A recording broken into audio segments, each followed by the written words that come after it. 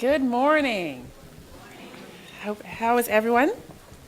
Good, good. Okay, well, we are delighted that you are here this morning and have chosen to come to the Avoice Issue Forum. This is probably our, what year is it, 2014? So this is probably our 7th or 8th issue forum, and we're very excited. And we have a very distinguished panel and a very engaging topic. And so we look forward to presenting you with some wonderful facts and figures and discussion. And then also we're going to leave time for question and answer. So if you could start, formulating your questions, that'll be great. And just a little housekeeping. If everyone could turn their phone to silent. We still do want to encourage you to engage with social media. The hashtag is Avoice. And the Twitter handle is at CBCF ALC. So again, welcome to the 2014 Annual Legislative Conference presented by the Congressional Black Caucus Foundation. As you know, the theme is It Starts With You. And at this premier conference on policy, focusing on the impact of African American community and diaspora, the CBCF is really committed to education and preservation. And in 2006, they launched the Avoice project, www.avoiceonline.org, which is the virtual library that captures the history and important legislative achievements of African Americans in Congress from 1868 to the present, and particularly focusing on the Congressional Black Caucus. The project was envisioned as a tool to expose the work of African Americans in Congress to the world at large, and so far it's just doing that. Avoice has a global reach. It's had over 18 million hits since its launch. It has visitors from every continent and every city in the United States. From January to July of this year, the site has received over 750,000 hits. I want to recognize our session sponsors for today. This was made possible by the American Federation of Teachers, News Corporation, and Dell Incorporated. Dell has also provided the initial funding and continues to be a financial supporter of this project. I also want to recognize Howard University's Moreland Spingarn Research Center, which is the official repository of the CBC archives. And that is our content partner, and the University of Texas at Austin is our technology sponsor. Once you visit the Avoice site, if you haven't already done so, you'll find 9 amazing online exhibits. We focused on some major issues, and we also have a For Educators section. For those of you who are educators, traditional or non-traditional, you'll find some great resources to be able to use these primary documents in your classroom, social studies, multimedia, different things, to really talk about these subjects. Our 9 exhibits are the origins of the CBC, the making of the Martin Luther King Holiday Bill, the Voting Rights Act, the anti-apartheid movement, criminal justice, environmental justice, women of the CBC, and our latest exhibit on fair housing policy. So we definitely want you to stay in touch with us. Again, it's avoiceonline.org. CBCF has a Facebook page, and if you haven't already liked it, please join it as soon as possible. Again, the hashtag is Avoice, AVOICE, and Twitter is at CBCFINC.org. I also want to acknowledge today the Augustus Hawkins Foundation. His granddaughter, Lisa Ransom, is here with us today, and we were delighted. And I don't know if there are any of former staffers here of his, but if not, they should be arriving shortly. And we really hope to engage them as well. And just as a background note, Representative Hawkins was a founding member of the CBC, and he was the chair of the Education and Labor Committee in 1984. And over the course of his career, he authored more than 300 state and federal laws, most famous of which is this Title VII of the Civil Rights Act of 1964, and also the 1978 Humphrey Hawkins Full Employment Act. He represented California's 21st District and the 29th District, as we're understanding redistricting, from 1963 to 1991, and that covers southern Los Angeles County. Now, reflecting on these facts and learning these great achievements and engaging in the present with this knowledge today, these actions are part of the mission of Avoice and CBCF and the reason we're gathered here today. Now, at this time, I want to introduce our moderator today, Deshauna Bernard. Deshauna is the Avoice project consultant, and she's also a former CBCF Emerging Leaders intern. She has a passion for international development and public service and has helped to create this unique portfolio that she works on today. She resides in Maryland and is a proud native of the Republic of Trinidad and Tobago. She has her undergraduate degree from the School of Public Affairs at American University in political science and a minor in international studies. She currently works, again, as the Avoice project consultant and also on special projects related to the African diaspora, and has begun some groundwork in democratic politics. She, in addition to being a CBCF intern, she also interned at TransAfrica, SEIU, and the office of former Congressman Albert Wynn. She volunteers as an English conversation teacher to the immigrant population of Montgomery County. Currently, she is in the We Lead program at the Women in Politics Institute at American University. I present to you Deshauna Bernard.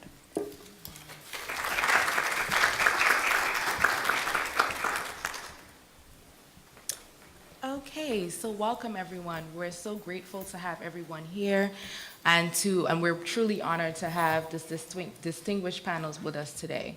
So we're gonna dive in and to our panel this morning. We have with us Dr. William Spriggs from AFL-CIO. He's the chief economist there. We have Dr. Loretta Johnson from AFT and Representative Holmes Norton, delegate of Washington, D.C. Please welcome them this morning with us today.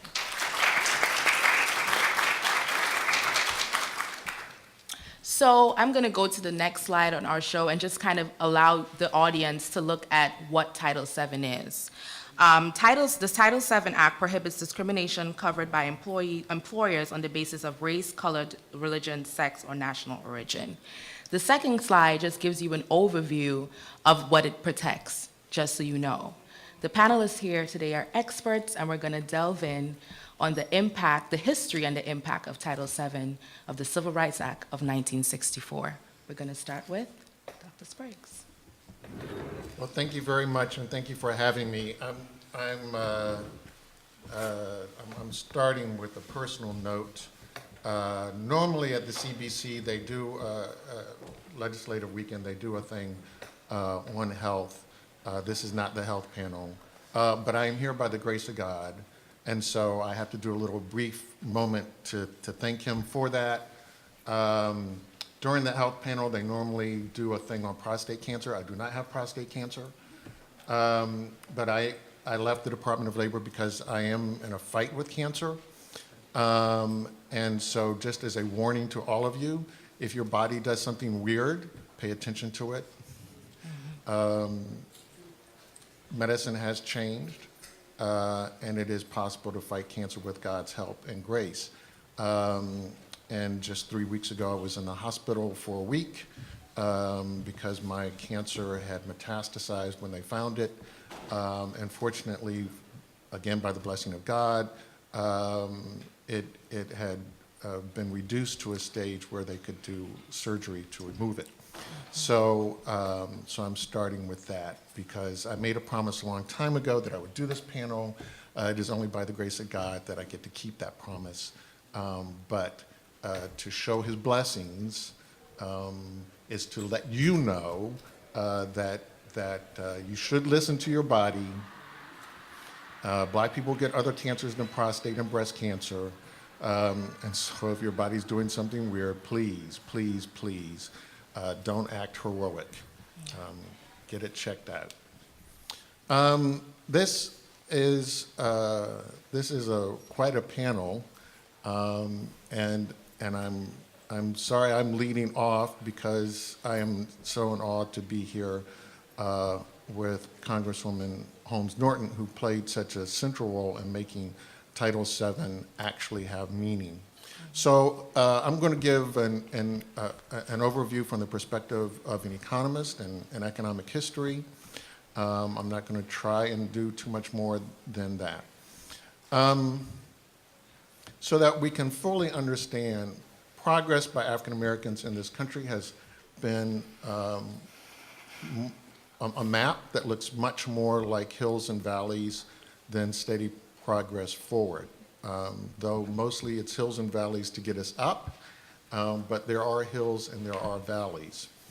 The reason why we see acceleration in our achievement is because we changed the rules. There are so many people now who want to be major sergeants and not generals, and so they spend all their time yelling at black people, you need more education, you need to straighten up your act, blah, blah, blah, blah, blah. That's being a master sergeant.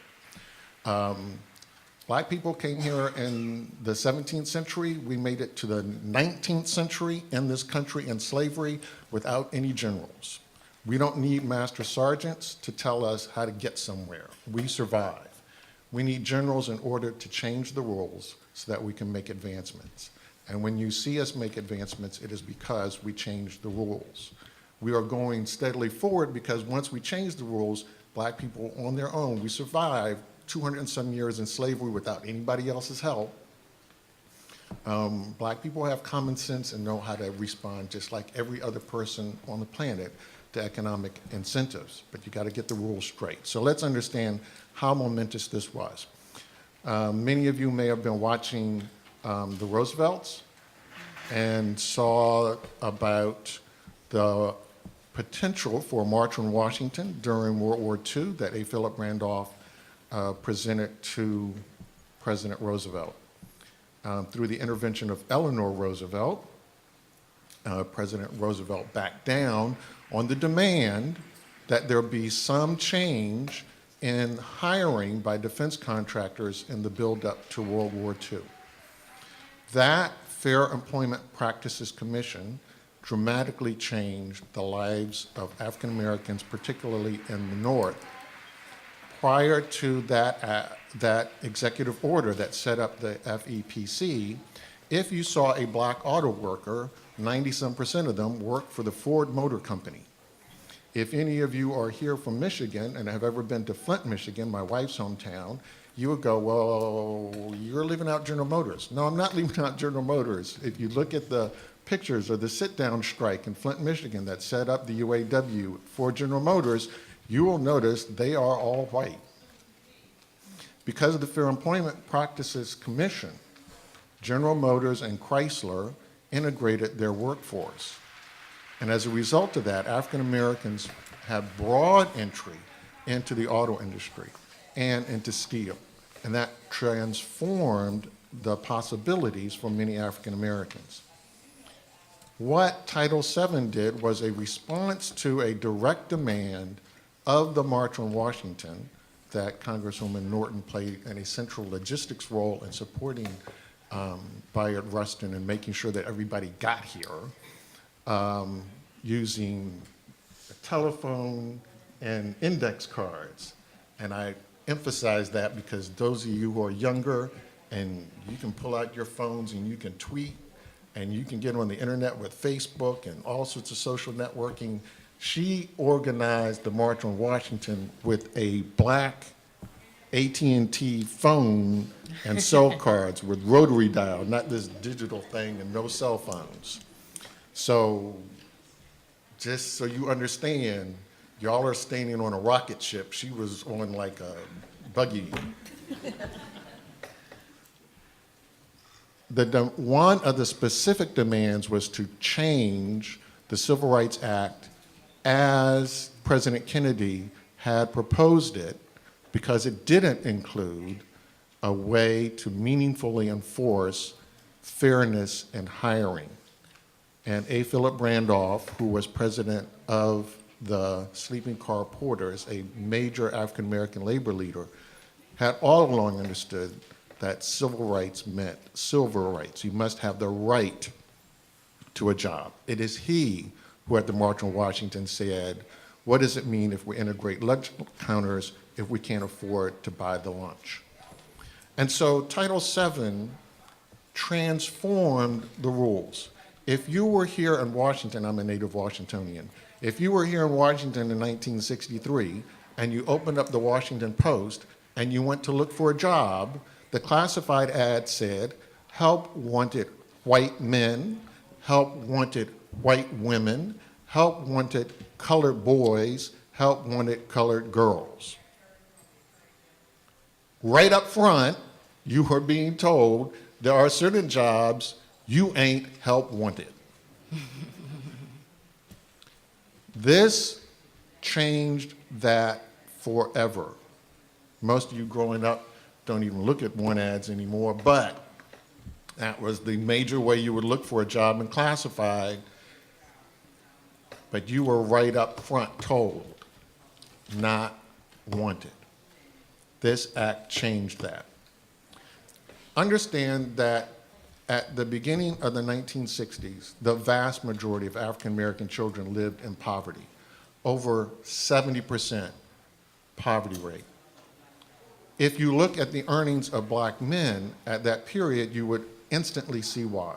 Because the median earnings for a black man in 1964 would not support a family above the poverty line. Relegated to jobs that did not earn that kind of money. Now, as a result of this act, dramatic changes took place instantly for African American men. First and foremost, even though we had integrated some of the northern industries, this meant the integration of blacks into southern industry. And with the passage of this act and the aggressive actions of the EEOC, the United States forced the integration of southern textile mills, giving African Americans their first entry into southern industry. So instantly black men went from low-paying jobs to industrial jobs. Second, one of the most aggressive acts was by the federal government to integrate the public sector and to give African American men and women entree into low-level public sector jobs. Third thing that took place was that we expanded the reach of the minimum wage so that the federal minimum wage law now protected public sector workers, so that workers who worked in hospitals, for municipal hospitals in particular, now had access to minimum wage protections. Remember when Dr. King was assassinated in Memphis, that he was there to help the organization of sanitation workers, public workers, for the city of Memphis who had not yet been protected by federal minimum wage legislation, because initially it just covered jobs that public sector workers did that were also in the private sector, like hospitals. Those workers were not paid a fair wage, and they did not have access to the protection of the minimum wage. And so they needed assistance in order for their families to eat, even though they worked full-time for a year. So this act transformed the labor market for black folks overnight, gave access to public sector work, gave access to protection of the federal minimum wage law to a large group of workers, and for the first time made it possible for African Americans to have industrial jobs in the South. In that small space of time, doing those simple things of changing the rules, the poverty rate for African American children dropped in half. In no other period in time have we ever reduced the poverty rate for black children in such a short period of time. This is not job training. This is not us getting more education. Those were ramifications that came about from the act that opened up opportunities for us, but by simply making the rules fair, the poverty rate for black children dropped in half in less than a 5-year period. That is the dramatic outcome of making the rules fair, giving us fair access, letting us have job opportunities, and at least making it more difficult to discriminate. Now, did it end all discrimination? No, it did not end all discrimination. But upping the barriers of discrimination, making it more costly to discriminate, makes a dramatic difference in the lives of African Americans. Now, in addition to creating for the first time a meaningful enforcement mechanism through the Equal Employment Opportunity Commission, because the Fair Employment Practices Commission of World War II did not have enforcement powers. The EEOC did have enforcement powers. President Johnson went to Howard University and delivered a very famous commencement address in which he made clear something that we don't make clear today. He said, and I'm using his emphasis, equal opportunity is not enough. And he repeated that. Equal opportunity is not enough. What he declared at that speech in announcing or pre-announcing that he was going to set in place Executive Order 11246, which gave us the Department of Labor's Office of Federal Contract Compliance programs, was that we must move to equal outcomes. Our policies must expect, and we must expect, equal outcomes. It isn't enough just to say we're going to start the race at the same point. Take the hurdles out of my lane, and then we got a race. You didn't give me an equal chance if you still left the hurdles in my lane. If we insist on, oh, all we want is equal opportunity, we will always excuse unequal outcomes. And eventually, we'll blame the victim for why the outcome wasn't equal. We will stop paying attention to the hurdles that are still in the lane. And we need to stop that. There has to be accountability. And that address that he gave presaged a way of thinking, not about opportunity, but about outcome. So this act was dramatic. In the realm of labor unions, it made a dramatic difference because for the first time, African Americans who were members of labor unions that were still recalcitrant and actually sided with employers to subtly enforce discrimination, found that this law allowed African American workers to redress that and gave additional power to African American labor leaders. And so the other dramatic shift was to give a new meaning to America's labor movement, though let's give credit where credit is due, because the United Auto Workers, the United Mine Workers, and many other labor unions played a significant role in the Civil Rights Movement and in the Civil Rights Act passage and were allies. Let's be clear that the later development and things that gave us people like Dr. Johnson here, those are the results of this act. So the transformations that we see today are really built on that act. That momentum got us to where we are. But don't forget how dramatic the difference was and how much changing the rules makes. Thank you, Dr. Spriggs. So, at Avoice, history gets us excited sometimes, so I totally forgot to officially introduce our panel. So let me share with you some more about our panel, which will prepare you for the questions you're going to ask them. Dr. Spriggs, who you just heard from, serves as the chief economist at AFL-CIO and is a professor and former chair of the Department of Economics at Howard University. He assumed his role in August 2012 after leaving the executive branch of the U.S. government. He was appointed by President Barack Obama and confirmed by the U.S. Senate in 2009 to serve as Assistant Secretary for the Office of Policy at the United States Department of Labor, taking a leave of absence from Howard University to do so. His previous work experience includes economic policy development and research at the Economics Policy Institute, the National Urban League, positions at the U.S. Department of Commerce, and the Small Business Administration, the Joint Economic Committee of the U.S. Congress, and the Independent Federal National Commission for Employment Policy. While working on his PhD in economics from the University of Wisconsin, he began his labor career as co-president of the American Federation of Teachers, Local 3220 in Madison, Wisconsin. He is a member of the National Academy of Social Insurance and the National Academy of Public Administration.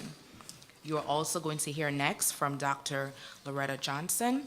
She's the Secretary Treasurer of American Federation of Teachers, AFL-CIO. She was elected to the position by a unanimous vote from the AFT Executive Council in July 2011. Johnson was overwhelmingly reelected in July 2012 at AFT's biannual convention in Detroit, Michigan.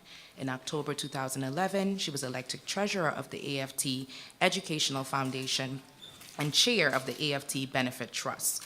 2 months prior, she was elected as vice president of AFL-CIO, the federation representing 56 national and international unions, including AFT.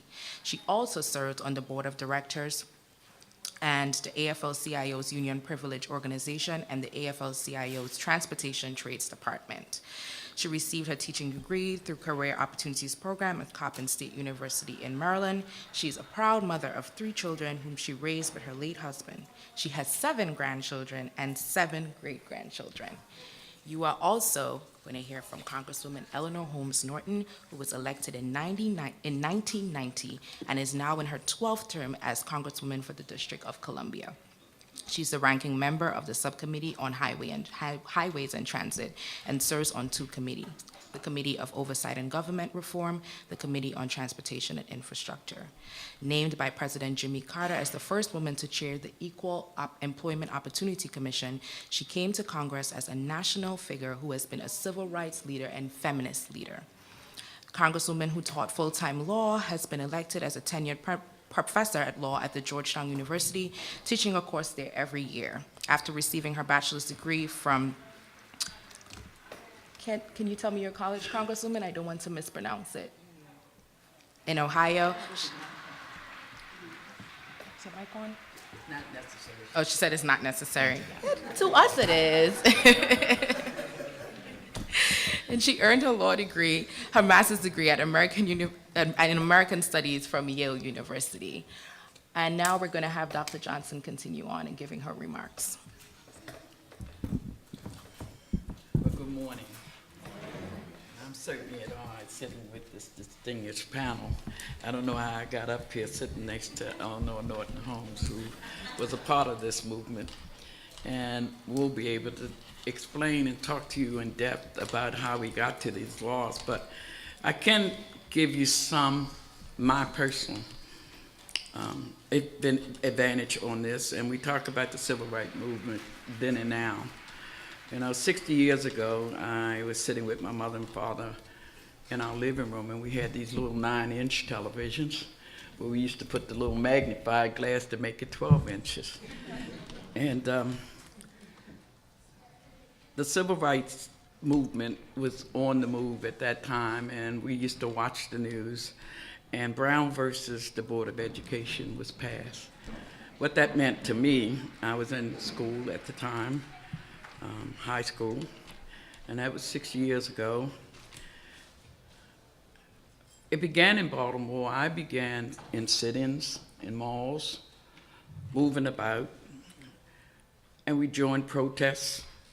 My first year at the University of Maryland, I questioned why all of the African-American students were grouped, no matter what your subject was, area was, we were all in one dorm called the Wacomia dorm. And now 60 years later, I've watched us segregation turn into discrimination based on zip codes, where you live at now, and income, and translate into racial equality now. We have to be committed to fight this. 60 years have passed, and we're back to where we started from.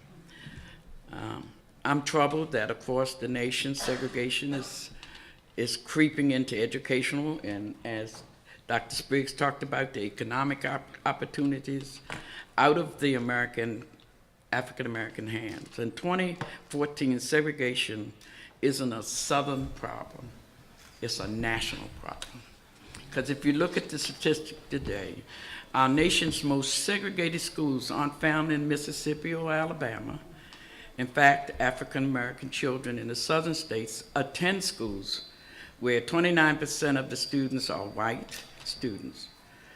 Schools with the highest numbers of African American and Latina students and fewer than 10% of white students are found in the North, in New York State, according to the UCLA Civil Rights Project. That's North. I can't use my city because Baltimore is almost 95% African American, and so our kids are in the majority. But as we did in Baltimore, we passed a Thornton law that mandated equal funding for schools across the state, and we must begin to ensure that our children in the poor urban district is given the educational opportunities as the wealthy suburban neighborhoods. And Baltimore is an example of that. 15 years ago, our school system was in disarray, very underfunded.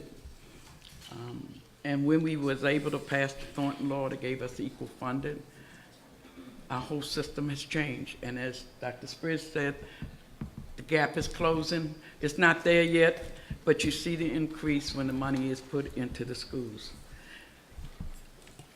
And if you look at when Dr.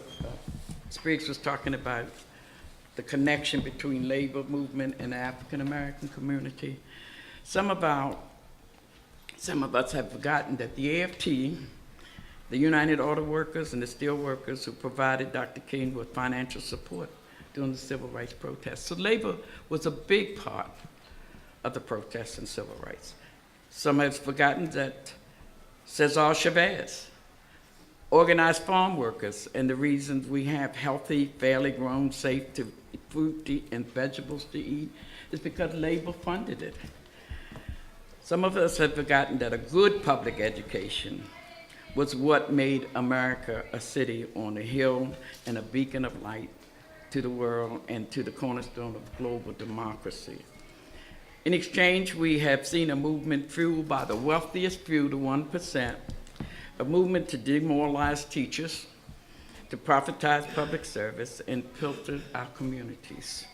For many years, public sector jobs have provided a level of economic stability for our nations, in particular women and the African American working class. Many of the attacks against labor, be it teachers, nurses, or public sector employees, has hit the African American community extremely hard. When the middle class went down, our economic wages also went down and went another way. So the civil rights movement has been a very important part of the growth of not only the African American, but also the labor movement. In education, we have diversity that we need in the classroom. By now, with the greater income equality, more Jim Crow-like segregation and gutting of funding for public schools, K through 12, and the higher education, we have seen our communities and the teaching profession suffer a great deal. The question has been not why we fund schools, but why do we have bad teachers? There's no teacher that go to school to become a bad teacher. Every teacher wants to be successful. But if they're not given the tools and the staff development that they need to work with the urban students, they are not going to be successful. We are doomed to failure. Many teachers have thrown the keys away and just say, what do I do? Under personal attack, every time a teacher pick up a paper and see a bad teacher in there and I'm grouped in there, we don't separate the good and the bad. All teachers become that. So ideally, we have done a lot of despairing things for our communities and our members that we serve. And that also harms all of the teachers that come through the ranks and graduated for many of the colleagues and universities represented here today. Because of them teaching with a passion. You know, some of the teachers, our older teachers, just shut the door and say, this will go away too. I've lived past this change and reform, I'll live past the next one. But that really can't happen anymore. The attacks are too great. And actually, it is too costly. The fundamental shift has created a lack of teacher workforce and diversity, and a lack of cultural competency for many of the minority and majority classroom all across the country. Our minority students are not picking education. Why? Because they see how they are treated. And those of us that weather that storm and decide to become a teacher still have to face that storm. And as Dr. Andre Perry said recently in a Washington Post op-ed, schools are not supposed to improve in spite of the community. They're supposed to be built the strength of the community, strength the schools. Schools should develop minds, train futures and workers, and enrich communities through employment opportunities for its members. Great schools excel at all times. I can use myself as an example. A little girl on Amity Street. My father died when I was 14 years old. My mother was a widow. She had never worked in her life. We lived on a widow's pension and Social Security. But I graduated. My mother made sure of that. And I moved on through the labor movement. I got my college degree working myself. And then I became secretary-treasurer of a 1.6 million teacher union. How does that happen? Public education.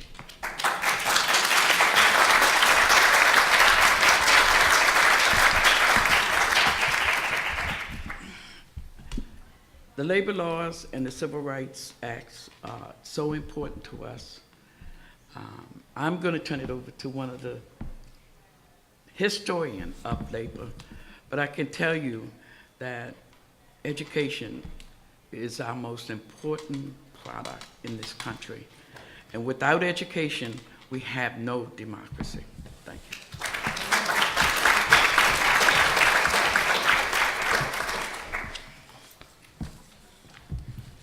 I want to recognize, before Representative Norton takes the floor, Congressman Bobby Scott is with us from Virginia.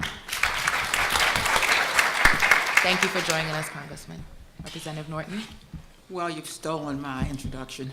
Because when I saw my good friend and my colleague from Virginia and from the Congressional Black Caucus walk in the door when he's obviously had a lot to do this week of the Congressional Black Caucus weekend, I was not surprised. I was surprised, to be sure, because I know how busy he is. But I want you to know that Bobby Scott is one of the most distinguished members of the Judiciary Committee of the House of Representatives and a chair of one of its most important subcommittees. So what we're talking about today is right in his bailiwick, and I appreciate that he's taken the time to be here, Bobby. I also appreciate the opportunity to sit on a panel with two such distinguished speakers. I know Dr. Spriggs best. You heard him speak about his fight with cancer, and I can tell you, having had an association with Dr. Spriggs over the years, that I'm not surprised that he would fight cancer the way he's fought discrimination, with the same kind of determination. He shows great courage, and I wish you the very best, Bill. I'm very pleased to be here with Dr. Johnson, who has made her way to the top of one of the great labor unions in our country. I know Randy Weingarten very well. I mean, I know Noel Shanker very well. I have seen this union lead in both civil rights and labor rights and be on the cusp of the great progressive issues of our time. So it is a great privilege to be among this panel. This year, we have celebrated the 50th anniversary of the 1964 Civil Rights Act. When I was a kid growing up in the District of Columbia, I can tell you I did not wish to be a member of the House of Representatives, because there was no member of the House of Representatives from the District of Columbia. There was no home rule. There was no mayor, no city government. It was run by 3 commissioners from the Congress. But I can tell you when I was a student in the Nonviolent Coordination Committee, I did not dream of heading a job discrimination agency. But I did struggle in the movement for such an agency. I want to say a few words about why such an agency was so important to the movement. Except for school desegregation, the most persistent of the long-term goals of the civil rights movement was a job discrimination agency. The one thing Black Americans wanted from this country is the ability to work. That's why millions of us left the South. It was impossible to work. We wanted to earn a living. We wanted nothing more from this country except the same right that those who came from Europe got, who had nothing, the right to earn a living. A. Philip Randolph was the chair of the 1963 March on Washington. Now, that was a historic return. Now, Bill, I've watched this extraordinary documentary on the Roosevelts as well, and I know that Eleanor was a goad in her husband's side, but it was the threat of A. Philip Randolph in the middle of World War II to do a march on Washington so that Black people could work in the defense industries and in the government that was seminal to the introduction of this idea, job discrimination, as the most important idea of the movement. He threatened the March on Washington. Roosevelt called off the March on Washington when Roosevelt, in fact, integrated the defense industry and the federal government with what was called the Fair Employment Practices Commission, as Bill said. The problem was it was a wartime agency, and it was set up as a temporary agency. So when the war was over, that great stride forward had planted some permanent seeds in jobs, but it still left us without this very important remedy. Black people remained determined to get an anti-discrimination agency, and interestingly, more so than to get voting rights, and I want to explain that. Voting rights was even more out of reach, particularly when the Congress was controlled by Southern Democrats. I mean, you touched them on their vein when you asked for voting rights, because that's where they lived. They lived by the vote of white people. So strategically, Blacks did not go after voting rights as their initial entree in setting up a movement.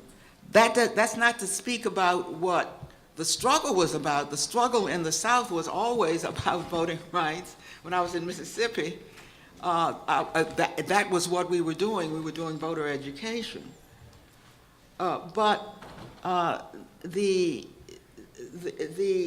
preeminent desire, what seemed achievable, was an anti-discrimination agency. In the summer of 1963, I was in Mississippi working for voting rights, but then I came to New York to join the staff of the March on Washington. Now, it's important to note that the March on Washington was called the March for Jobs and Freedom. It wasn't called the March for the Vote and Freedom. The March on Washington was very strategic.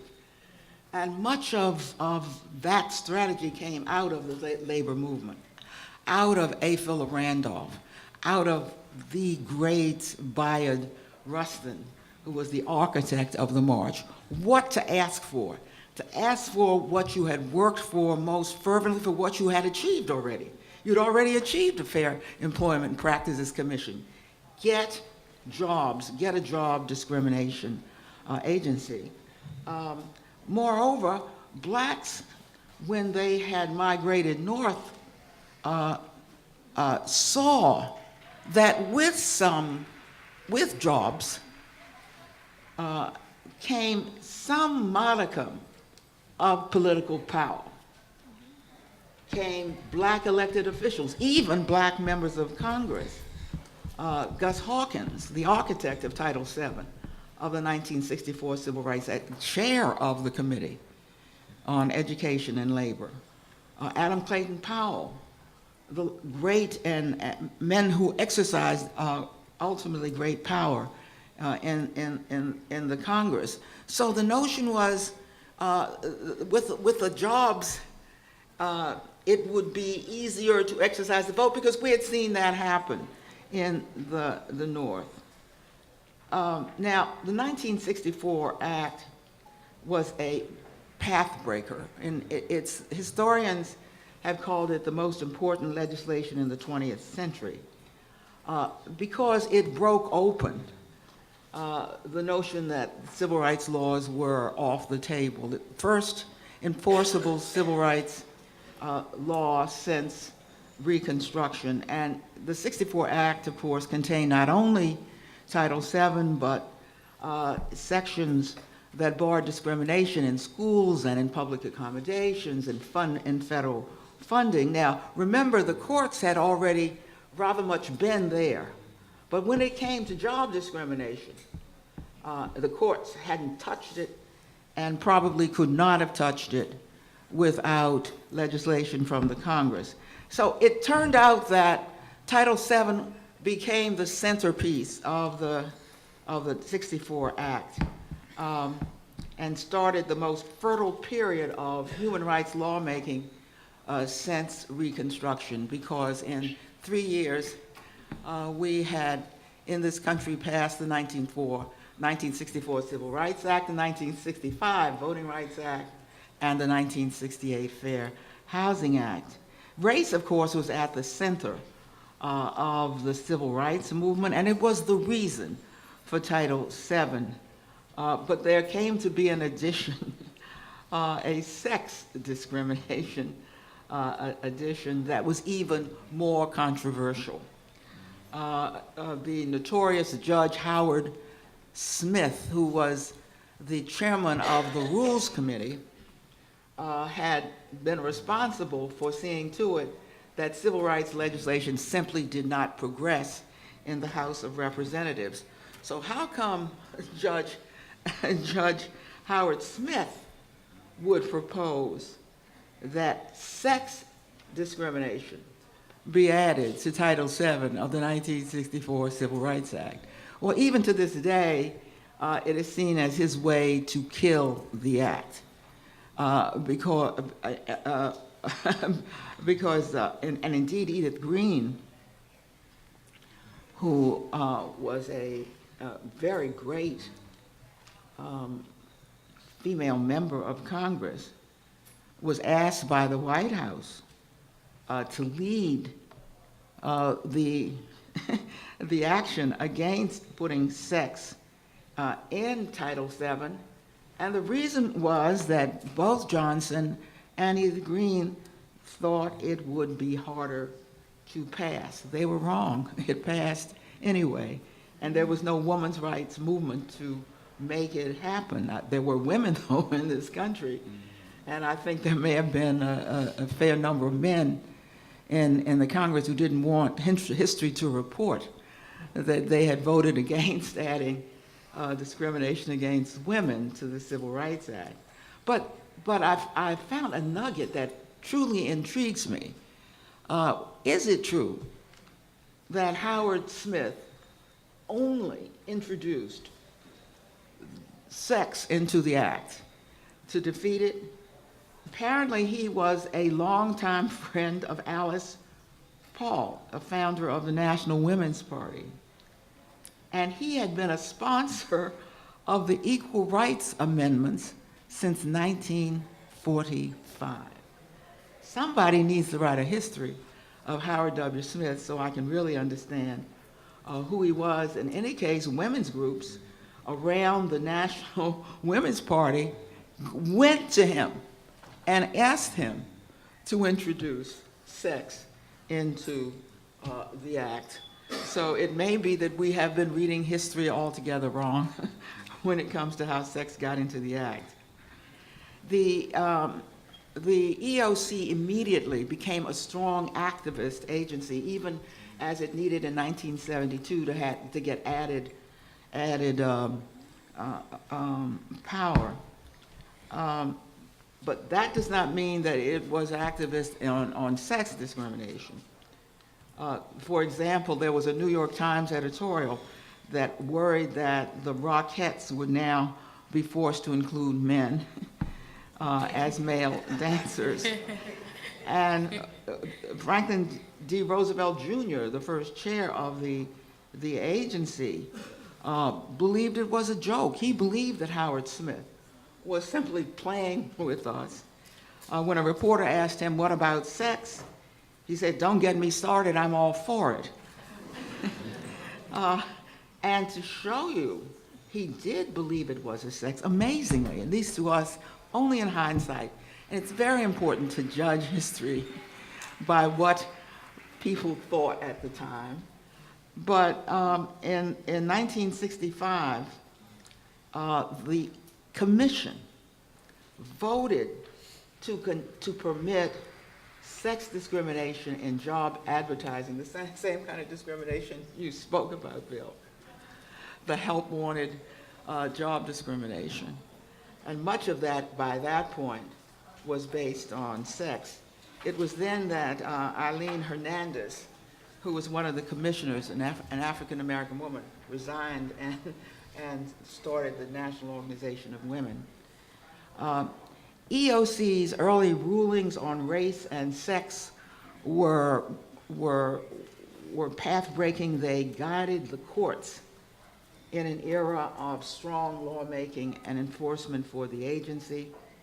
The application, by the way, of the act to women may have been fortuitous, but it could not have been more beneficial. And everybody in this country better be glad that women were added, because with the advent of the global economy that replaced the World War II economy, one white man, that was never the case for black men, could no longer support a family with a woman at home as a housewife. That was the case for the average white American family. That's how you got that large post-World War II baby boomer demographic, that one man, the average white man, could earn enough.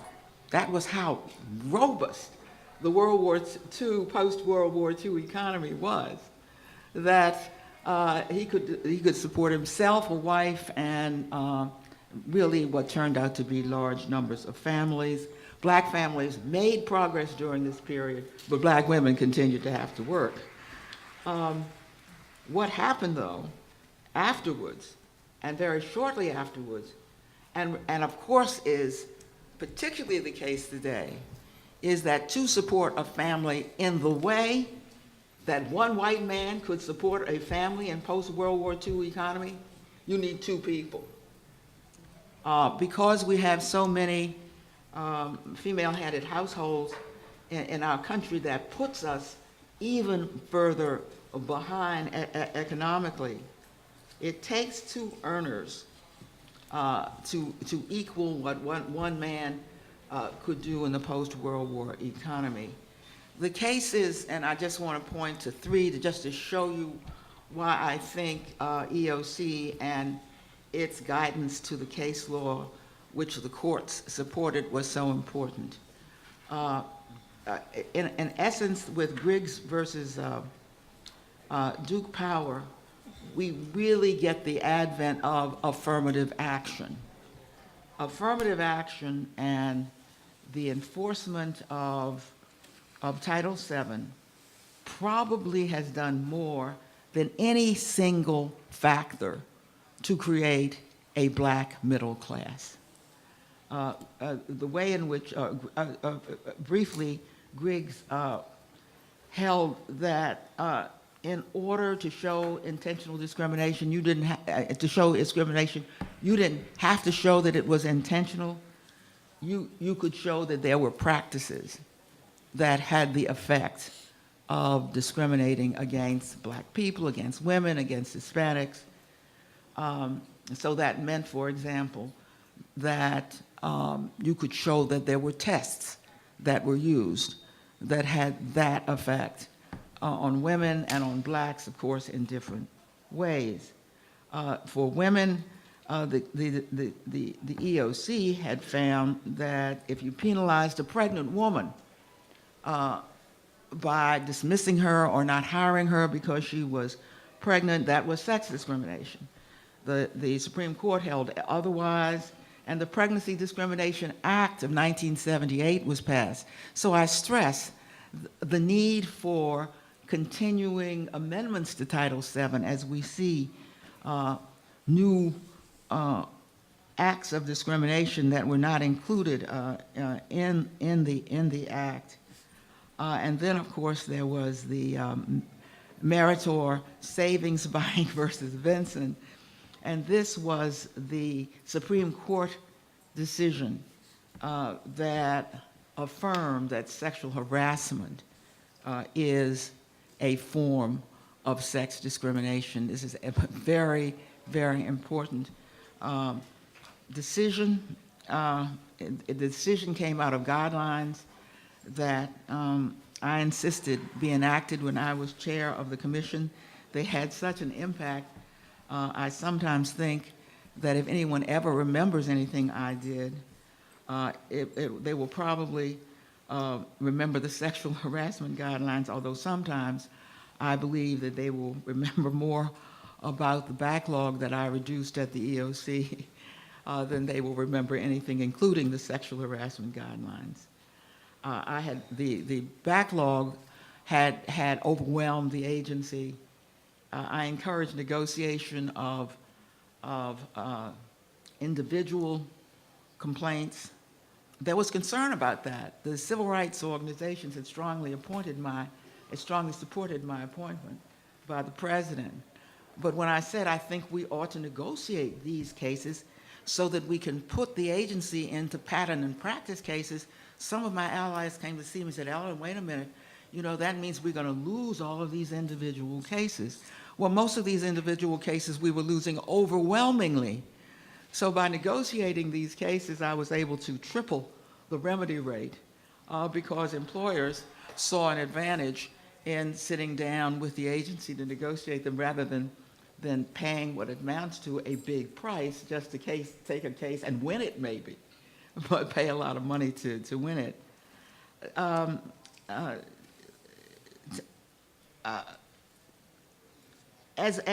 Finally, as we look at these remedies, I caution you that as time goes on, special remedies will recede.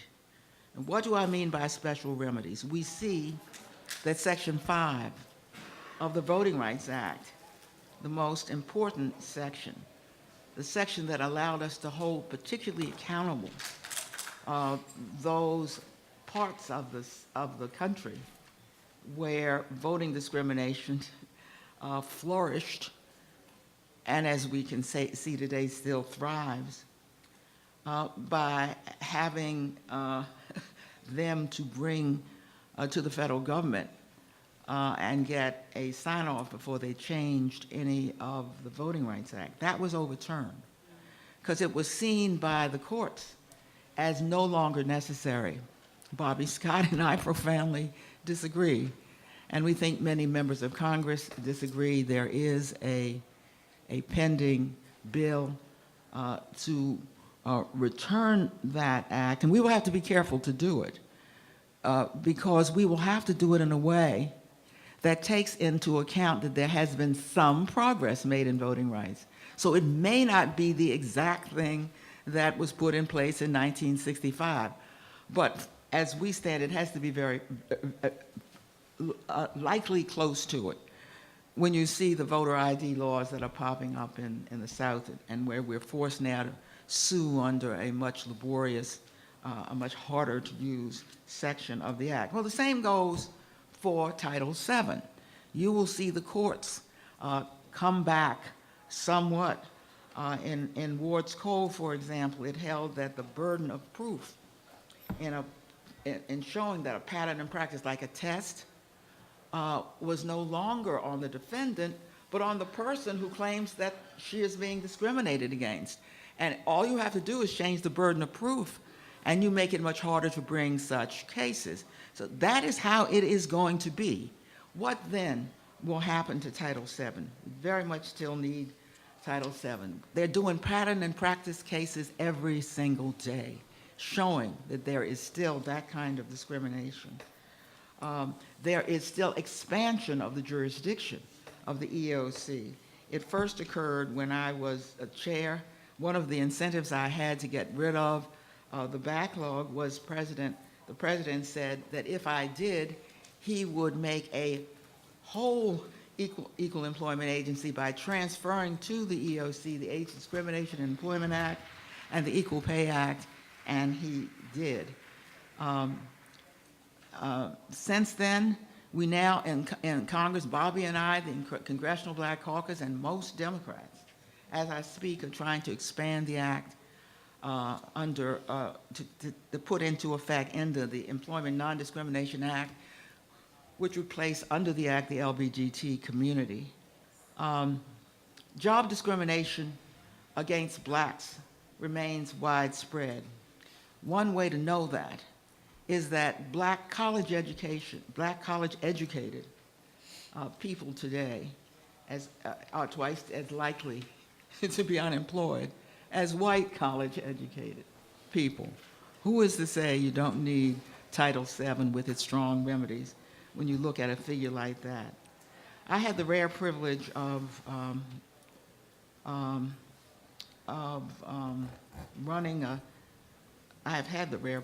running a federal agency and then becoming a member of Congress to continue to work to preserve and expand that agency. I began by struggling to get a job discrimination agency in the streets. I had the luck to run that agency, and now, with my colleagues in the Congressional Black Caucus, and with many others in the House and the Senate, it is our obligation, and it is your obligation too, to see to it that Title VII and the EEOC continue not only to survive, but to thrive. Thank you very much. Thank you. So before we move into the questions, I do want to recognize Ms. Reginald Weaver, the former head of NEA, who is here with us. Mr. Reginald Weaver.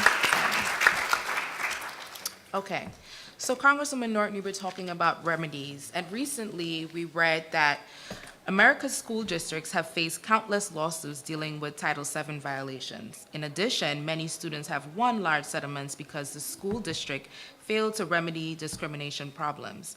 Investing time and money alone does not necessarily solve discrimination and harassment issues. So I'm posing this question to the panel. What suggestions do you have on remedies versus just investing the time and the money to avoid these problems that we're facing currently? I'm sorry, I don't understand the question. What, you just said that there were suits brought. You mentioned school systems in particular. What do you have in mind? So the article in the Washington Post reference, they were talking about Title VII, and this statement was made.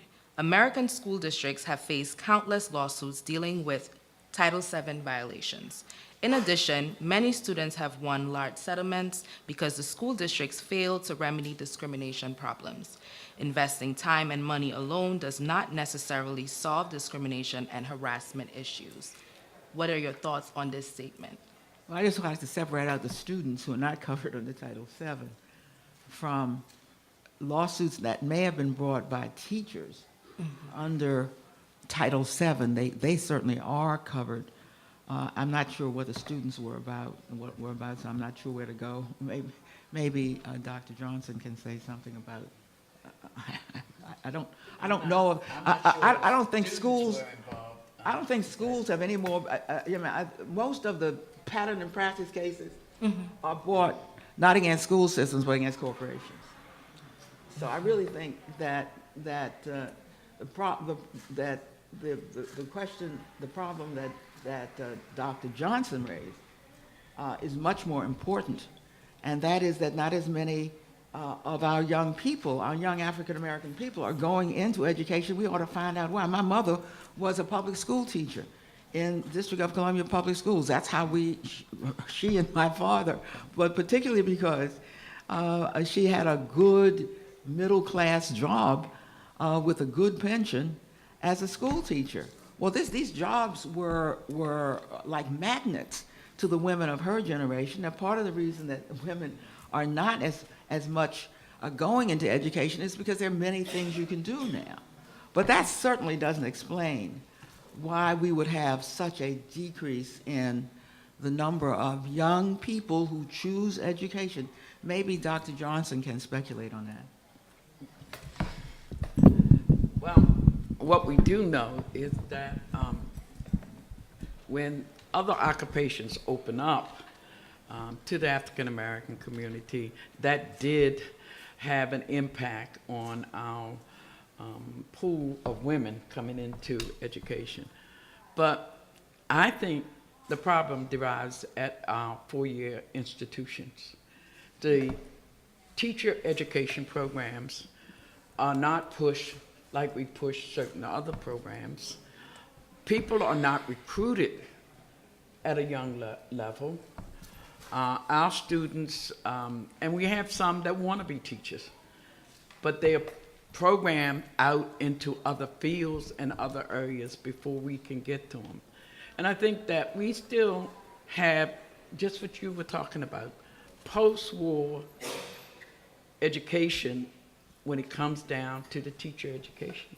We have not built a strong relationship between our higher ed schools, education program, as we have when we say engineers and doctors. Education is like it can be voluntary and anybody can do it. And that is a big problem of an attitude that's out there. People are called teachers who are not teachers. If they're sitting with students, they are called teachers without the proper qualification. I mean, I was a paraprofessional in the classroom. And I would and when I sit down, people say, "Oh, you're a teacher." I had to say to them, "No, I'm not the teacher. I am a paraprofessional. I am a classroom aide. I am a support and tool of the teacher." And people don't understand that. And I think that, Congresswoman, you're right. Doctors took control of their profession. Lawyers have taken control of our profession, but we lost an opportunity for teachers to take control of its profession. Legislators legislate us. You can't become a lawyer without going through the bar exams. And then my granddaughter just passed, she told me, you also have to pass an interview. So you could pass the bar exam, and that if you don't pass the interview, you still can't become a lawyer. And if you want to be a doctor, you have a Doctors Bar Association. Teachers have been left off of the map. And I think that our students have to understand the respect for education and teachers. They don't see that. They don't see the respect. And so why would I go into a profession where I'm not going to get satisfaction? So I think that we, all of us, including my union, NEA, legislators, everybody, has to come together and help produce. In my town, I was the chief negotiator. I produced teachers. I made the paraprofessionals who wanted to be a teacher a way to go to school to get qualified and become a teacher. And I know I have a bunch of them in Baltimore that are excellent teachers and around the country, New York, places like that. We have to have strong recruitment for education. I just wanted to add, I can't resist adding that one of my forums this year, Dr. Johnson, was called 2% is not enough.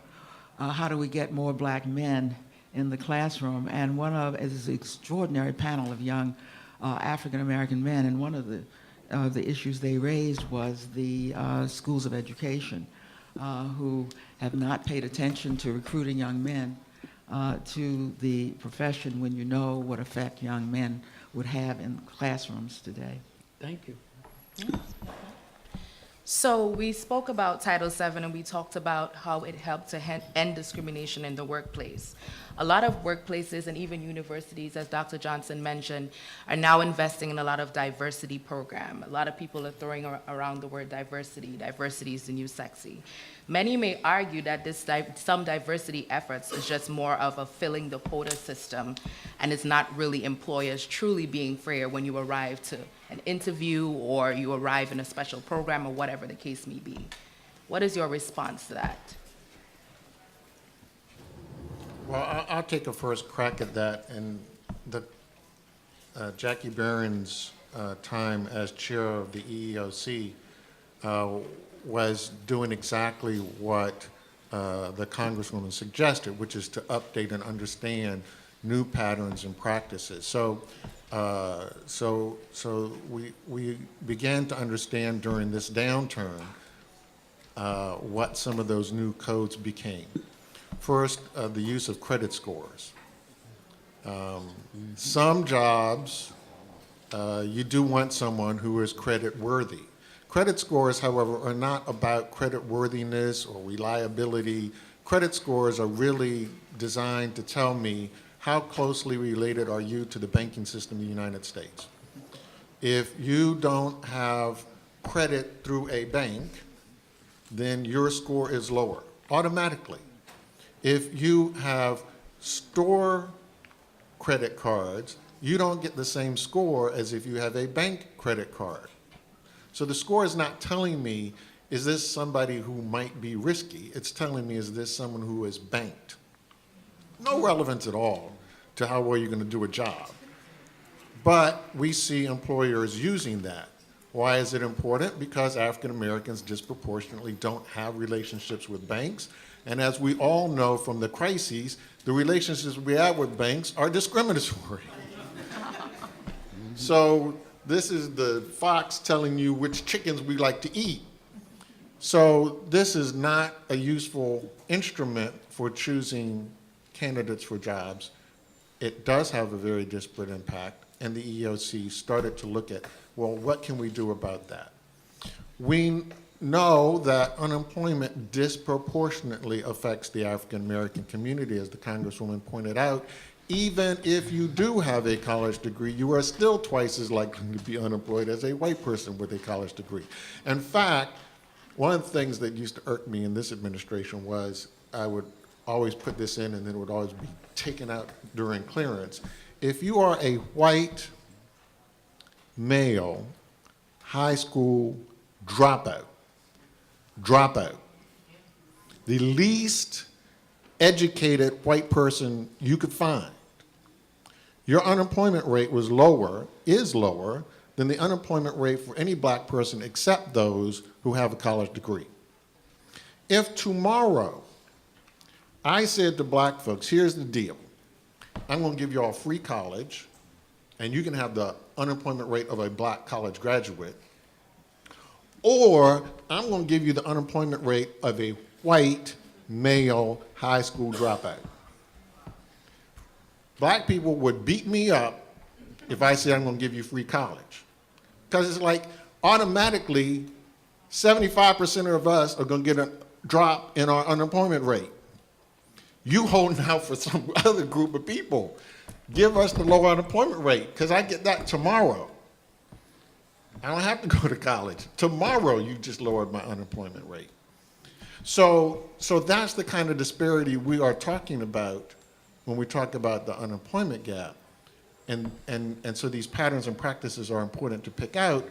But if I start discriminating against the long-term unemployed and say, I'm not even going to look at your resume.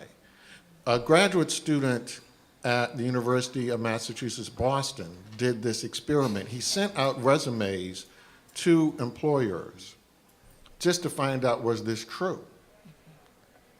He would send them out, because he's a grad student, he's not heavily financed in doing his research, he sent them out late at night.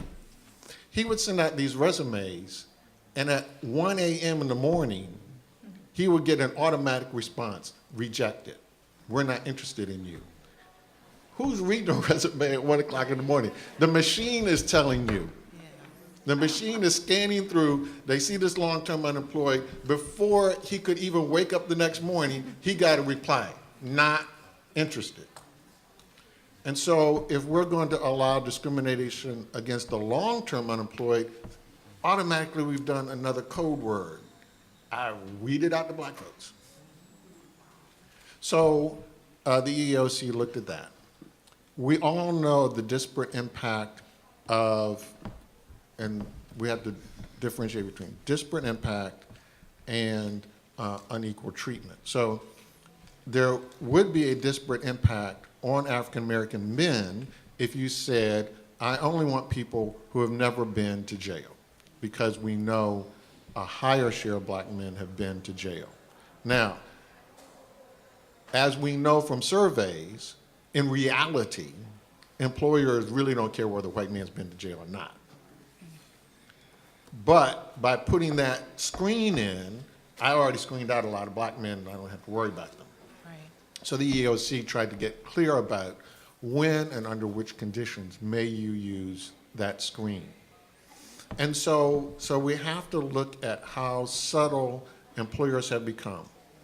When we let them have the one ad, that meant discrimination is easy. All I have to do is just say, I don't want you. Now they have to figure out, how do I say I don't want you? Because when we look at the outcome, they don't want you. So you know, as I explained to folks, you don't need a PhD. If you walk into a room, you don't see any black people, you don't need a PhD to understand that somebody put up a sign, no black people invited. But somehow or another we accept it, somehow or another something's going on, and you know, we're not qualified or whatever. But somebody is figuring out what that screen is, and so we must continually update what those screens are. And so I think we have to give credit to Jackie and where the EEOC was in trying to address some of these newer forms of patterns that are used to try and do what they could not do as easily before. And that's really what this gets to. Laws are a way to discriminate. If you remove the law, you haven't removed my desire to want to discriminate. All you've done is just make me have to work harder at it. And we have to keep looking at, well, how much harder are they working? Because they are working on it. And so how can we work our way to find those? Thank you, Dr. Spriggs.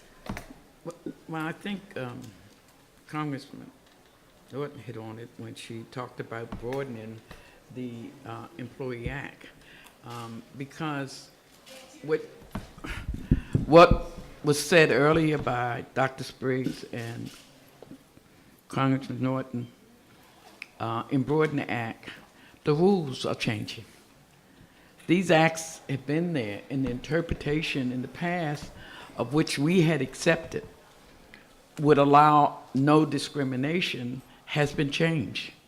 The interpretations of these laws, they found ways to get around, like adding things as credit checks, which they know will block a large majority of African Americans because of the relationship we've had economically and so forth, and low wages. I think the biggest thing we can do now his vote. And to put these laws back on the book in the kind of interpretation that Congressman Norton and the intent of the original laws, that's what the intent was, to stop discrimination, not give them ways to discriminate. And I think that was your point when you talked about adding credit scores and things of that nature. Next one, Okay, so we want to open up the floor for questions. I see the audience here looking pretty engaged, so step on up, and we want to remind you, ask your questions, keep them brief, to give the panelists time to address them.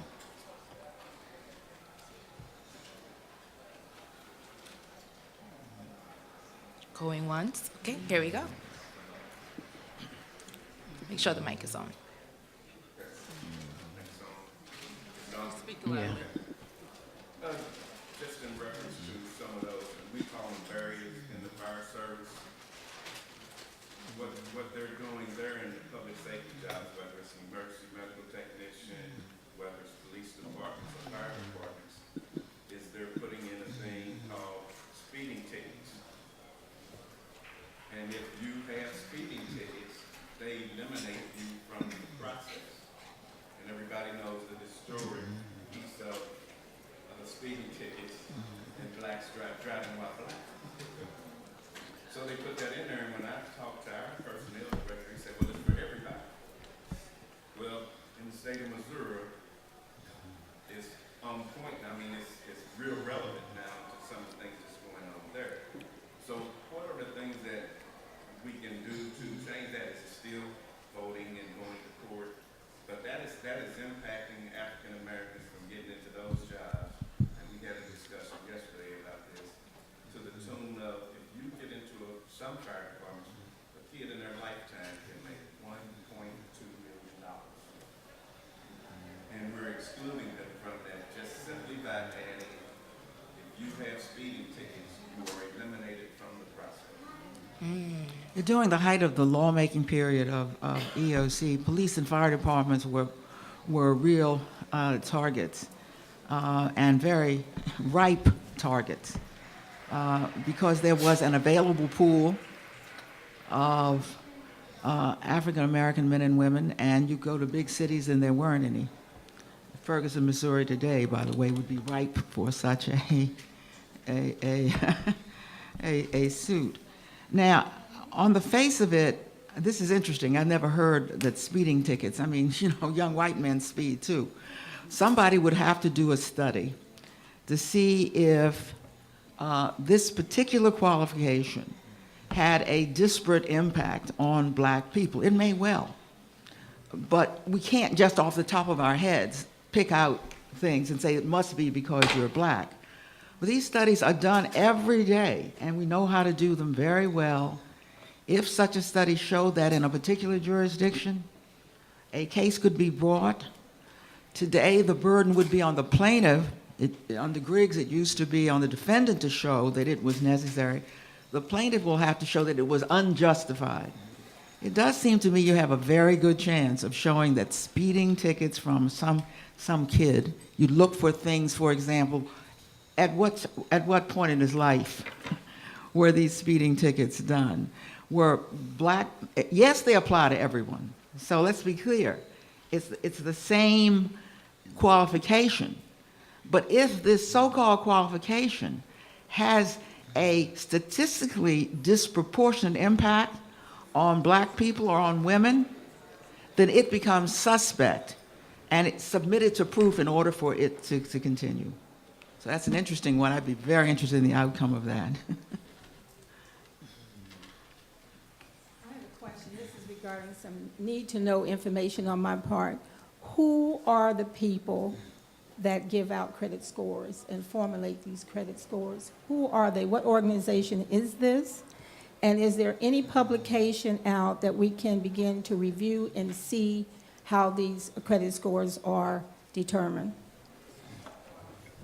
Well, actually, it's a very limited industry. There are only 3 or 4 major companies, Transamerica, Yeah, but Equifax, and who, is the government controlling these No, companies? no, Are they no. bought by the banks and the These are, merchandisers? no, or these are who? controlled by banks and creditors.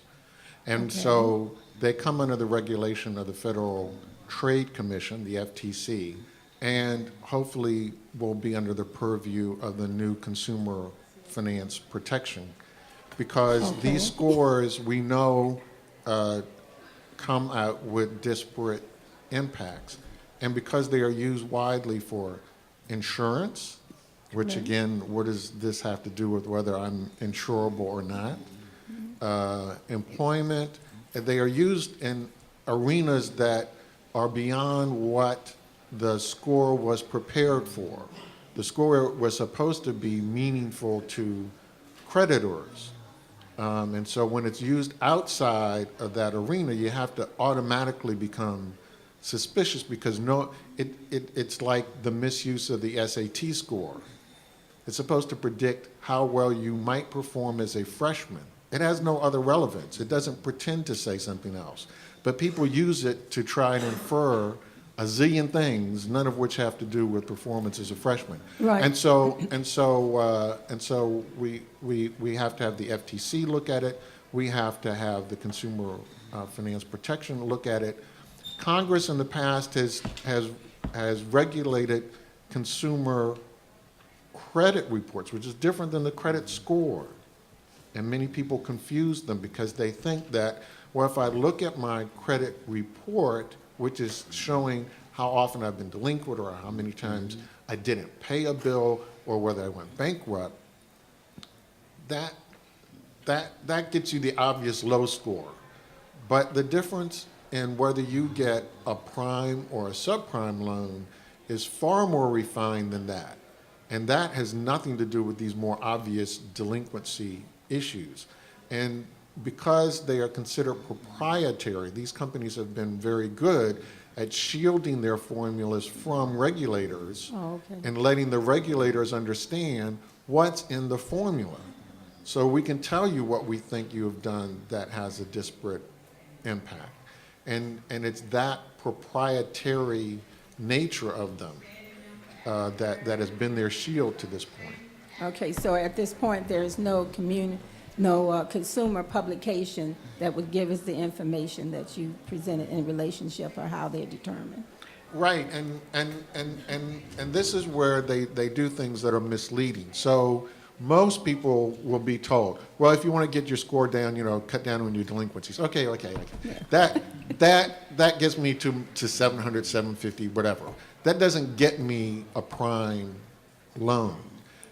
And unfortunately, in the African American community, they preyed on this because when we were accepting subprime loans, but should have gotten prime loans, and that caused the whole downfall of our finance system because they knew that they were selling loans in those bundles of people who had prime scores. Nobody's going to buy a bundle with all deadbeats. Nobody's going to do that. They're not stupid.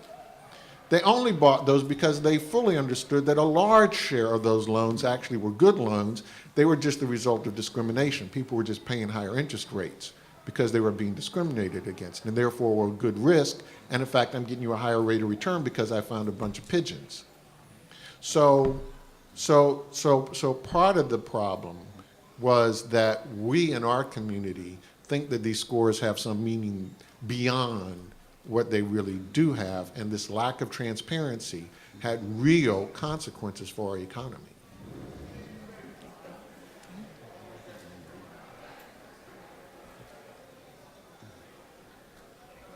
Hi, my name's Justine Justice, and I've heard several people throughout a number of years talk about how there's a lot of companies out here, there's a lot of contractor companies, even in Virginia, here in DC, that don't uphold federal EEOC law in their hiring retention, and promotional practices. And many of these companies could be cited for a pattern of practice. So I'm wondering if EEOC has made note of this.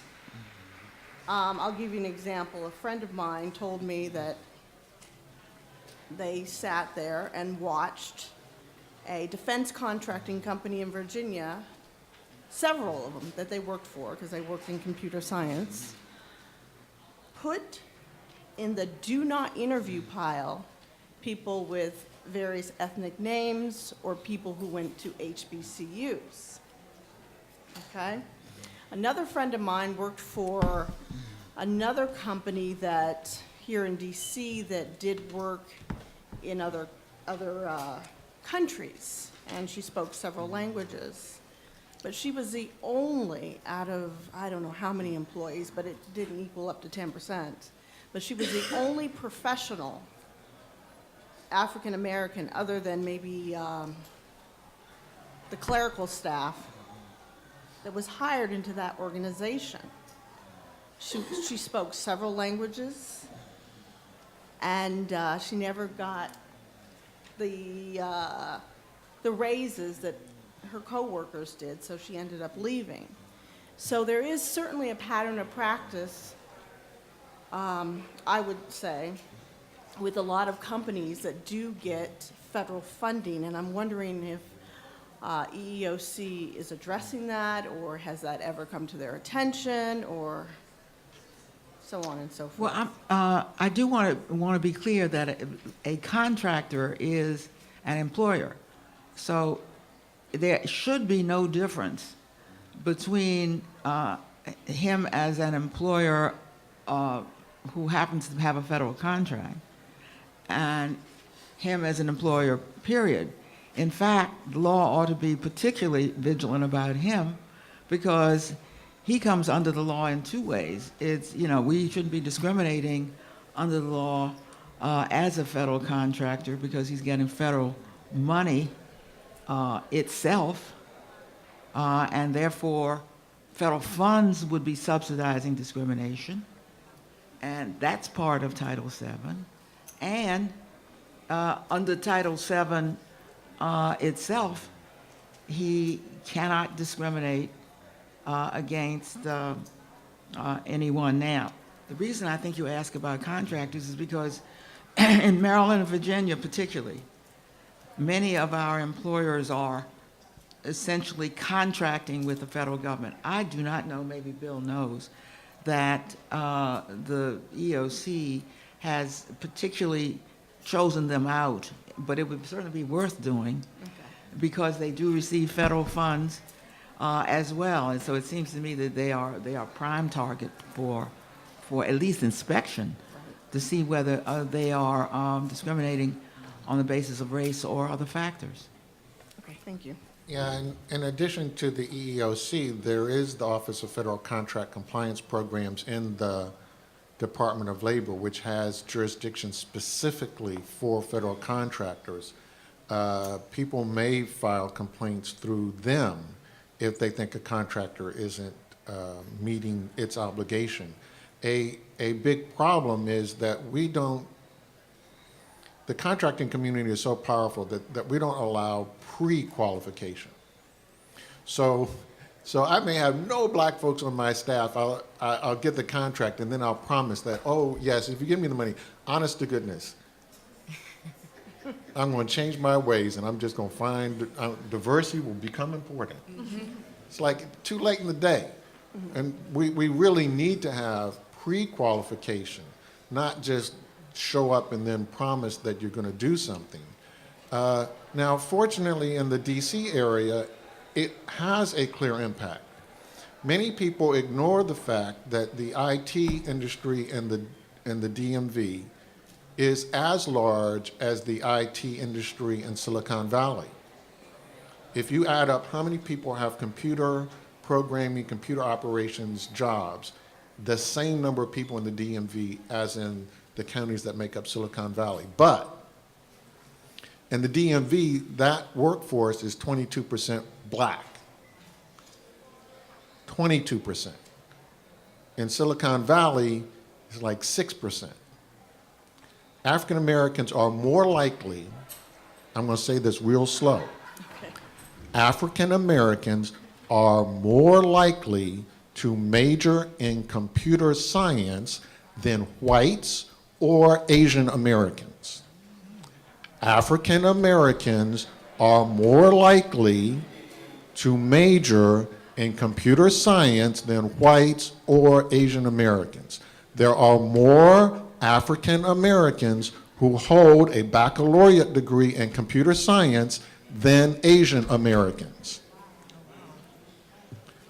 When you hear Silicon Valley say, we can't find none, Google says we can't find none. You're a search engine. DC, this area, same number of computer people, 20% African American. Y'all got 6%. Y'all can't find none.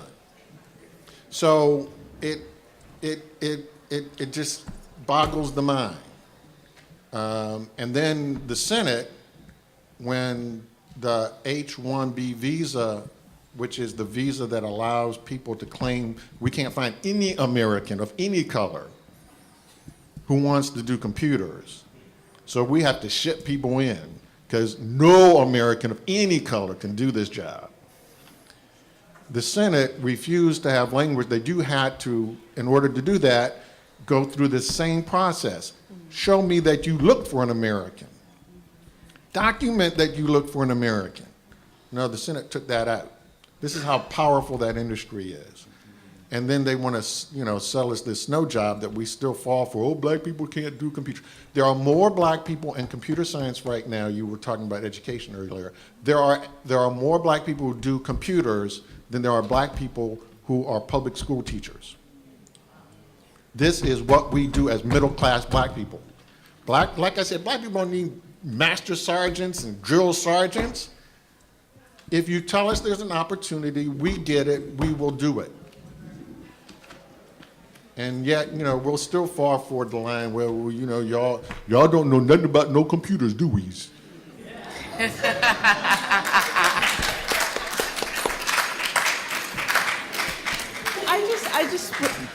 I would just like to say that the caveat is in labor and in EEOC, unfortunately, there are a lot of people that are protecting various jurisdictions' interests. And that is where the walls are real deep, so thank you. I can't respond technically to all of that, but I can respond this way for you. This is why we don't understand why we are voting against ourselves. We continue to not go to the polls, or when we go to the polls, we are not voting on the right issues. These are the things, if you heard Dr. Spriggs say, Congress is refusing to put that law back in place, that they have to well, you got to put people in there that's going to make sure that goes back in there. The injustice that's happening in the interpretation of some of the laws that we have on the book is based on racism. Whether we want to say that or not, it is. And they are using the laws to continue that separatist. And until we start voting on a regular basis as a people, and voting people in that also understand our interests, nothing's going to change. Thank you. Hi, my name is Steve Francis. I'm from Ohio, and I have a couple questions. The first one, Let's start with one question. well, the brother that was appointed but not confirmed for the EEOC that was the head litigant in the voter rights litigation at the Supreme Court, what is he doing now? Because he's a brilliant brother and it would have been perfect to advance a kind of, or defend Title VII the way that we're talking about.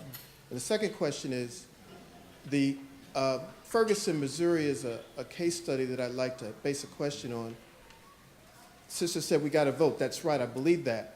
But Ferguson, Missouri, majority black community, majority white electorate, they have no black folks to vote for or that are qualified to run for office. So what is the CBC or Congress doing to try to mentor and groom qualified, bona fide, certified minorities to run for office so that we can vote for the right people to protect and preserve and strengthen Title VII to address some of the issues you're talking about? Well, first let me say, I think the person you're talking about was not for the EOC, but I think he was an Assistant Secretary for Civil Rights and the Justice Department, who ultimately did not get through. Ferguson is one of our colleagues represents Ferguson. Missouri has they have plenty of people to vote for in Ferguson. Ferguson is a community like many of our black communities. It's simply the first place out of the city that blacks moved when they were looking for suburban life. So these people had government jobs, they had private jobs, and that was reflected in the fact that many of them are homeowners. Now, of course, many others come in who are not as middle class as the first ones who moved out, but there are plenty of people there. The laws of Ferguson are very interesting. They vote for their local officials in off-year elections. Now, isn't that interesting?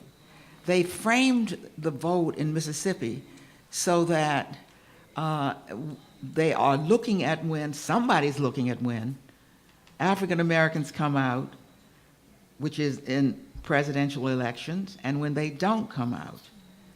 And they hold their elections in those off years. Now, this goes back to Dr. Johnson's point. We had twice now, they thought that African Americans would not go to the polls in sufficient numbers to elect a black president. Even the second time, we fooled them. Even though there was a lot of unemployment and blacks had not gotten all they were entitled, they saw why that was the case and that the president was not the problem.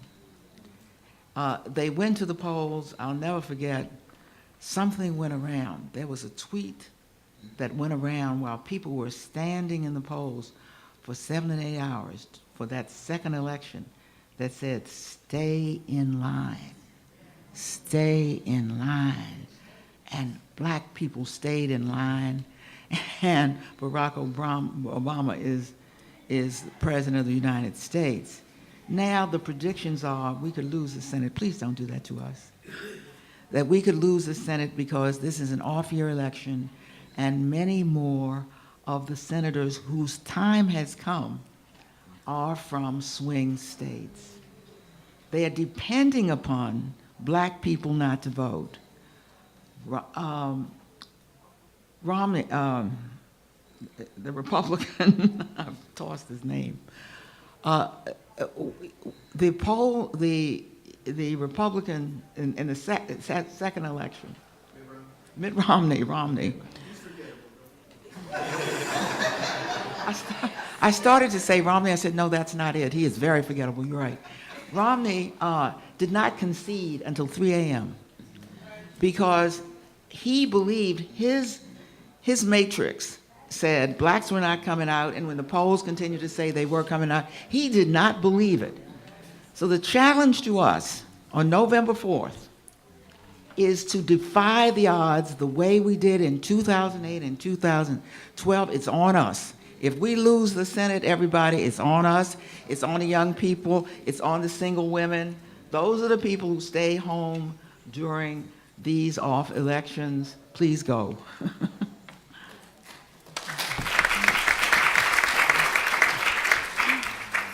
Good afternoon. I'm Lisa Ransom with the Augustus Hawkins Foundation. I'm pleased that my board member, Reg Weaver, is here to join us.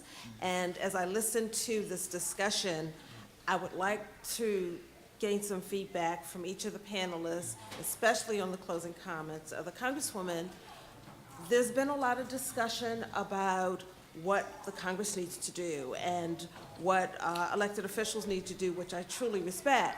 I also understand that given the history of organizing the March on Washington with a rotary phone and index cards, what counsel do you give to people who seem to be numb to all the information they're getting through every vehicle from social media to the point where they don't act? Because it seems to me that a few decades ago, people were much more galvanized and much more organized and willing to be organized and engaged, and we don't see that now.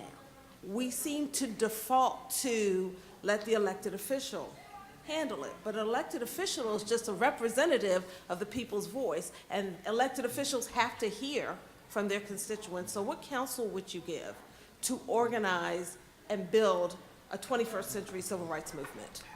What we did as an organization, we recognized that.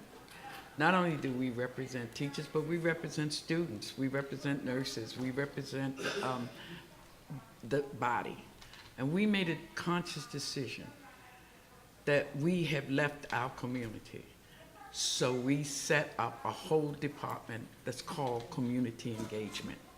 And we went to our locals and we said, in your community, you have to become re-engaged and educate and work with your community organizations. You know, a lot of times union leaders will say, well, I got a lot to do just to run my union. No, we have to engage that community. And so we have a campaign called Reclaim the Promise. And it's not just reclaim the promise of education, it's reclaim the promise of democracy.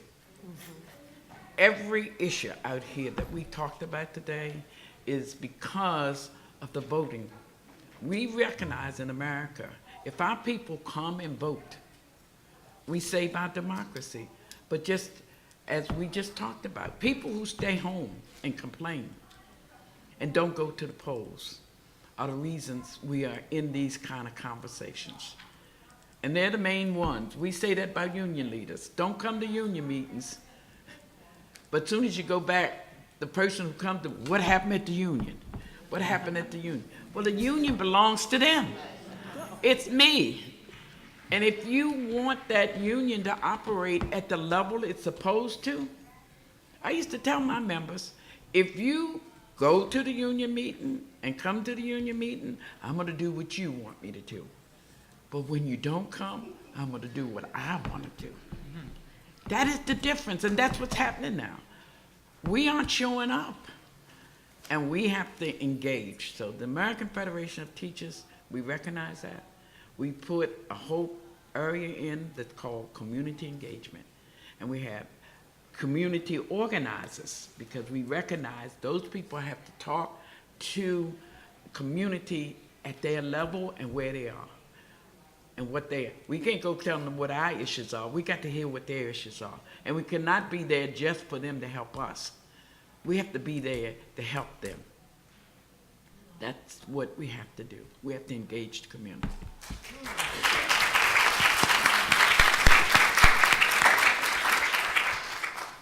I would only add that at this point, I really do miss my former Howard colleague, because when Ron Walters was alive, he was an expert voice at reminding us after each election how powerful the black vote had been. And absent his voice these last 4 years, the Congresswoman laid out, Barack Obama is president because black people decided Barack Obama should be president, yet that's not how it got reported out. It got reported out about all sorts of other things, but not that essential fact.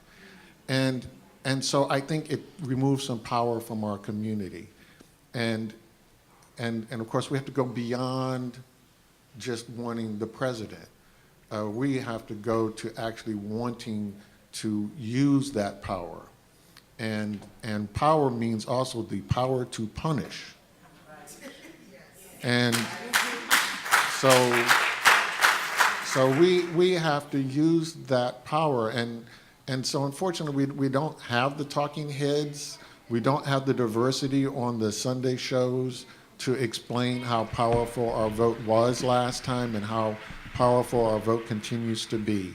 But hopefully these young people with their Twitter accounts, just as they tweeted, stay in line, that they can vote this time, get in line. Because as the Congresswoman said, we cannot lose this Senate. These people are not rational. They will act, y'all think I'm kidding, but they actually will waste our time about impeachment. And look, they did it to Bill Clinton. If they did it to Bill Clinton, don't think that they ain't gonna go after Barack Obama. They think this is an actual strategy. We are finally celebrating as a country that the median family income stopped falling. That was the celebration this year. It stopped falling. Congress spending any time on anything that is not raise the earnings and wages of American workers, give them the right to organize, raise the minimum wage, get us jobs. If Congress is doing anything that is not related to that, it ain't got nothing to do with what's happening in your world. We are celebrating that incomes didn't fall. That's like hooray. We're not sinking anymore. Y'all been in for 5 years. We've been underneath the weight of this downturn, and that's our point of celebration. You don't have time for them wasting about impeaching the president. That's as irrelevant as, I would say the price of tea in China, but that's actually relevant nowadays. But Bill, that's exactly my point. We talk a lot about voter registration, but I'm talking about issue education.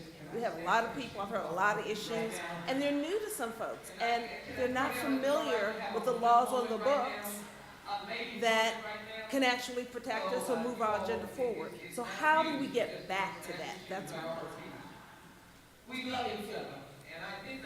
Well, I encourage you to be informed, but this piece of information is vote your own interest.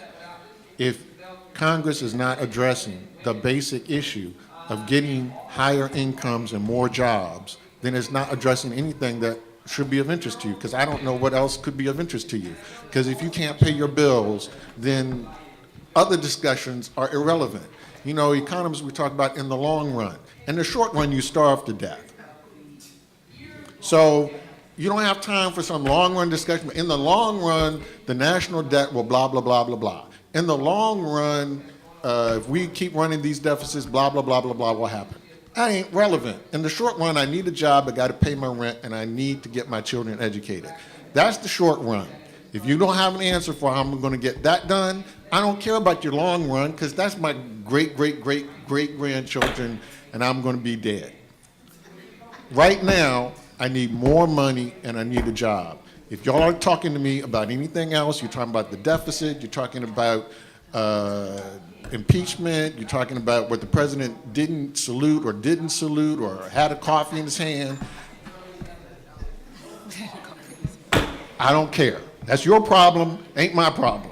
My problem you're not addressing. So if I don't hear you say that, I ain't voting for you.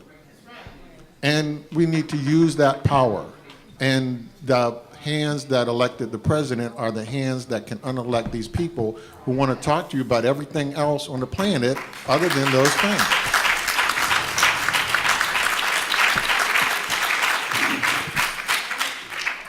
Good morning. My name is Freeman Harris from Delaware. We have a lot of students in here that we brought about, and I just wanted to ask the panel, do they have any advice for our students here for the future based on Title VII, the labor laws, and equal opportunities? Well, I hope They're high school students, I 10th hope grade. the students, my advice to you is take education. We need diversity. We want the youth to come in, get involved with your counselors at school, moving towards an education. Well, first of all, I want to thank you for bringing students to the Congressional Black Caucus weekend. I think if you start them young to become informed, they will do that, and we will not have to be imploring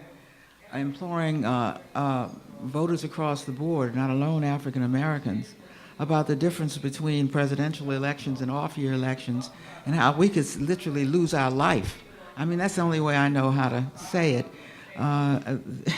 Bill Briggs is right. You know, there are a bunch of heathen that we allowed to get in office in 2010. The Tea Party came into office 2 years after the president made history by becoming the first African American to hold the office. And then look what he got. The 2 years later, in an off-year election, was born the Tea Party. That is the very definition of backlash. Those were people who, when they saw this great moment in history, knew it was not their moment. Now, their moment is passing because our country is becoming a multicolored country. Every election, more and more people who vote are not of their race. That really should make no difference.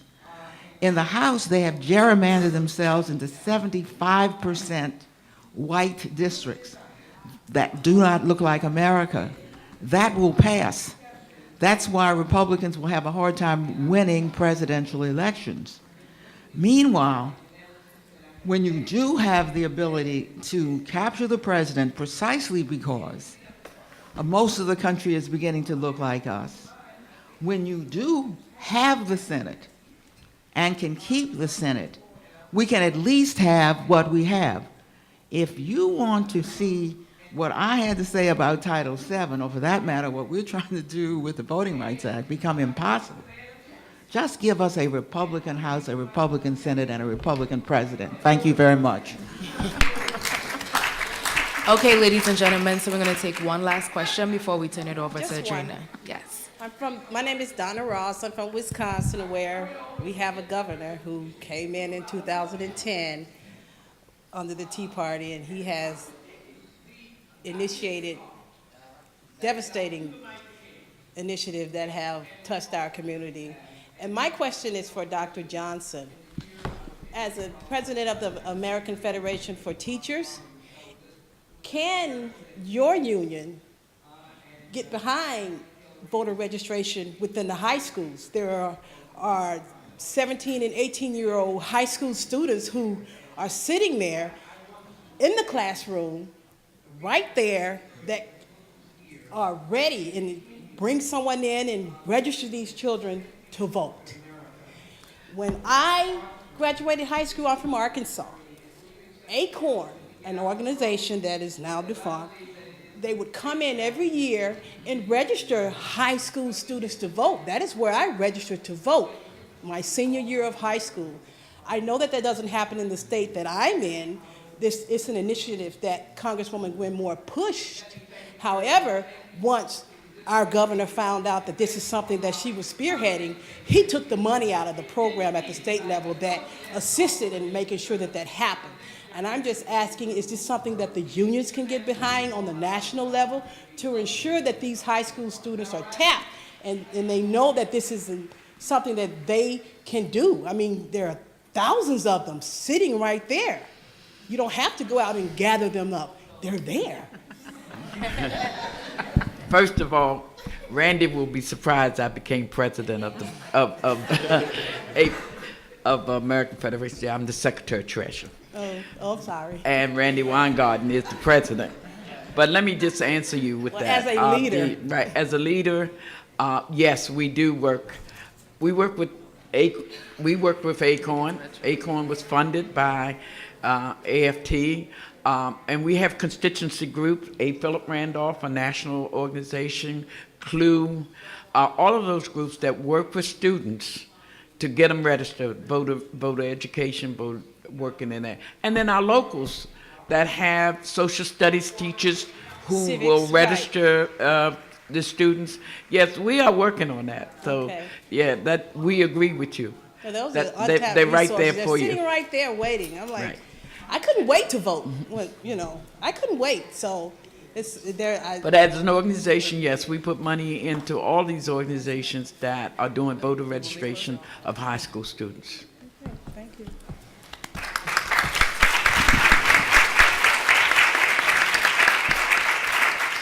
Well, I definitely think that this has been an amazing 2 hours. And I hope that you all are leaving here with more information and more resources and some action items going forward.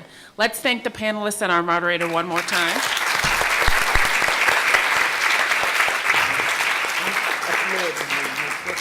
And I definitely want to be able to remind you to visit avoiceonline.org, where you'll get the history of what has enabled us to be here today and how we can go forward. Thank you so much and enjoy the rest of the conference.